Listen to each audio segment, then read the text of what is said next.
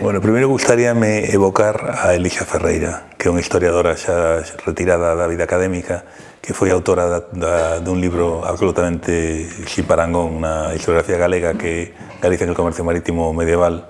Entón, ela foi que realmente puxo as bases do coñecemento do que é o comercio marítimo na Galicia medieval, se houbo comercio marítimo medieval na Galicia, porque hai que ter en conta que Galicia, por razóns xeográficas, é un lugar de paso ineludible, como ela mesma decía, entre as dúas rutas esenciais do comercio marítimo medieval na Europa, que eran o área mediterránea e o Atlántico Norte.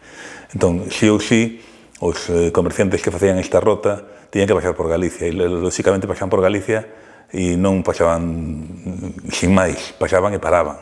Entón, os produtos esenciais que Galicia exportaba cara ao exterior eran curiosamente o viño, que era, digamos, o comercio máis o produto máis demandado de fora, e tamén hai unha forte demanda de peixe arencado e salgado, non? Que é sobre todo unha das grandes industrias, diríamos así, da Galicia baixo medieval. Na área mediterránea parece que predominan sobre todo o que as zonas hispánicas, non? Sobre todo Barcelona e Sevilla, non? Son os dous puntos máis recurrentes de presencia dos comerciantes medievais da Galicia daquela altura, non?